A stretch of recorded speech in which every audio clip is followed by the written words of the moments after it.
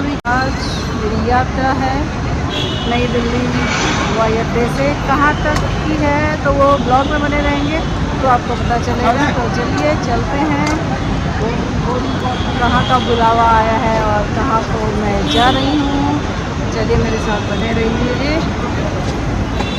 आज के ब्लॉग में मैं आपको बताऊंगी कि आप किस तरह से कामाख्या के लिए जर्नी कर सकते हैं दिल्ली से, या भारत के किसी भी शहर से अगर आप जाते हैं तो आपको गुवाहाटी रेलवे स्टेशन या गुवाहाटी बस अड्डा या गुवाहाटी एयरपोर्ट तक जाना है।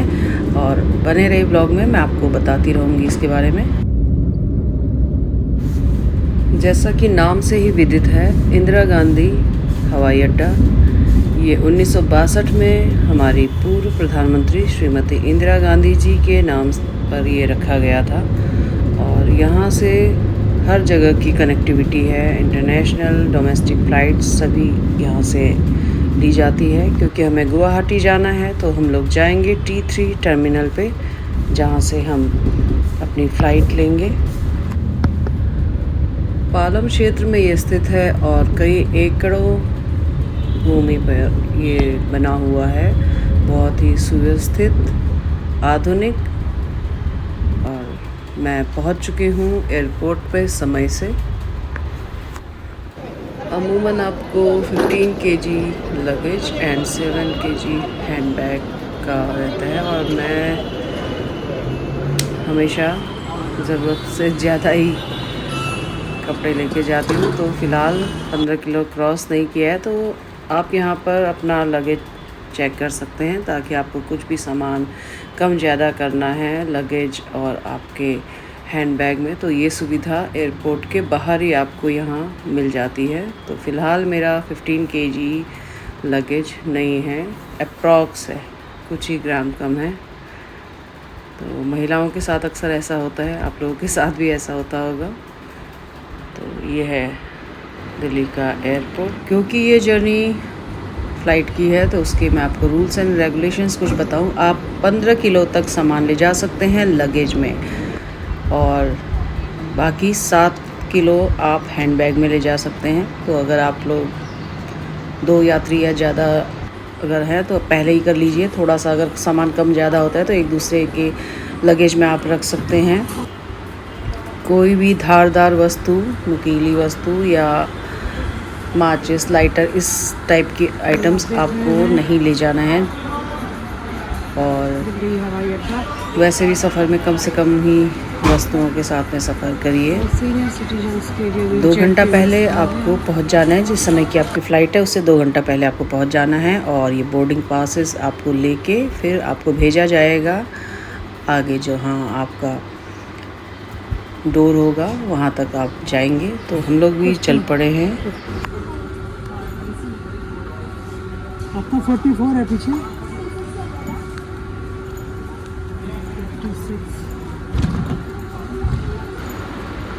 क्योंकि गेट नंबर अगर आपका दूर है तो आपको थोड़ा सा समय लग सकता है। तो अगर आप जाना चाहें तो यहाँ कार्ड्स अवेलेबल हैं, जो कि 5-6 पैसेंजर होने पे आपको एक जगह से दूसरी जगह ले जाता है। तो आप इसको यूज़ कर सकते हैं, सीनियर सिटीजन्स या फिर जिनको अगर चलने में दिक्कत है तो उनके लिए बहुत ही सुविधाजनक।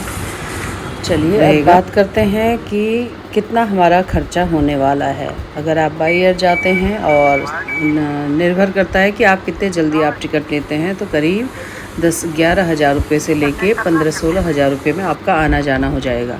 यही बात करते हैं अगर आप ट्रेन से जाते हैं तो अवध आसाम जाती है नॉर्थ से जो ट्रेन है। अगर आप जाना चाहते हैं तो रामपुर से शुरू होती है, और दिल्ली से तो और भी कई सारी ट्रेन्स हैं। तो जिसका जो एक अमूमन आपका टिकट रहेगा वो रहेगा 750 रुपये एक साइड से लेकर, अगर आप राजधानी से जाते हैं तो 3700 रुपया, और सेकेंड एसी से अगर आप जाते हैं तो 5-5.5 हज़ार रुपये में आपका आना जाना हो जाएगा। तो आप अपने बजट के अकॉर्डिंग अपनी टिकट ले सकते हैं और उसी हिसाब से आप जा सकते हैं। तो हवाई मार्ग से और रेल से या बस से, जहाँ से भी आप जाना चाहते हैं। तो फ़िलहाल मैंने आपको दिल्ली का ये बताया है कि दिल्ली से आपको इतना खर्चा आने वाला है। वो माध्यम आपका चुनते हैं वो उसके ऊपर डिपेंड करता है। तो हम तो चल पड़े हैं और ये आप देख रहे हैं बिज़नेस क्लास, ये है विस्तारा एयरवेज़ और ये इकोनॉमी क्लास की सीट्स हैं। काफ़ी अच्छी इसकी सुविधा है। बारिश थी इस वजह से फ़्लाइट आधा घंटा डिले हो गई। तो ये फ़्लाइट जाती है गुवाहाटी के लिए 3:10 पर और हम लोग आगे चल पड़े हैं अपनी यात्रा के लिए। दिल्ली से गुवाहाटी की हमारी सुखद यात्रा। तो आप देख रहे हैं ये ब्रह्मपुत्र के बारे में कहा जाता है कि जो भी यहाँ आता है गुवाहाटी कामाख्या ब्रह्मपुत्र, तो ब्रह्मपुत्र आपको दोबारा एक बार ज़रूर बुलाता है।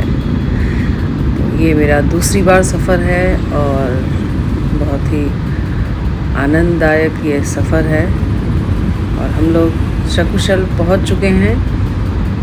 थोड़ी देर में हम लोग लैंड करेंगे और नॉर्थ में आपको मालूम है कि सूर्य उगता भी जल्दी है और अस्त भी जल्दी होता है। तो करीब 6 बज रहे थे और यहाँ काफ़ी अंधेरा हो चुका था और हम लोग अब एग्ज़िट कर रहे हैं। ये छोटा सा प्यारा सा एयरपोर्ट है गुवाहाटी का, आप देख सकते हैं। और हमारी दिल्ली से यात्रा तक का सफ़र 2.5 घंटे का रहता है। रहने के लिए आप गुवाहाटी में रह सकते हैं, जहाँ कि आपको धर्मशाला भी मिल जाएगा और सस्ते होटल्स भी मिल जाएंगे। तो आप दर्शन करने के लिए जाएंगे और वापस आके गुवाहाटी में रहेंगे। और अगर आपको कामाख्या क्षेत्र में रहना है तो यहाँ कम है, गेस्ट हाउसेस हैं और होटल्स हैं, तो आप यहाँ भी रह सकते हैं। वो आपके ऊपर निर्भर करता है कि आप कहाँ रहना चाहते हैं।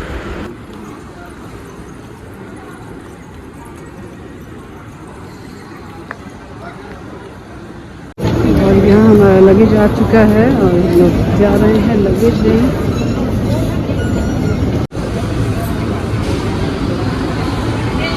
बैगेज कलेक्शन के लिए हम लोग आ चुके हैं। छोटा सा एयरपोर्ट है गुवाहाटी, बहुत ही सुंदर सा एयरपोर्ट। और ये वेट करते हुए यात्री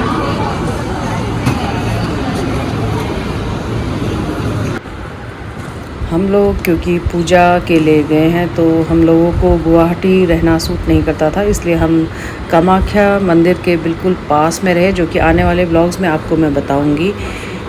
तो आप वहाँ अगर रहते हैं तो आपको वहाँ 1,500-2 हज़ार रुपये से लेके 3,000 तक के रूम्स मिल जाएंगे। तो ये हमारी सुखद यात्रा रही। कैसा लगा आपको मेरा आज का ये ब्लॉग? अगर पसंद आया तो लाइक कीजिए, शेयर कीजिए और सब्सक्राइब कीजिए। जय माँ कामाख्या।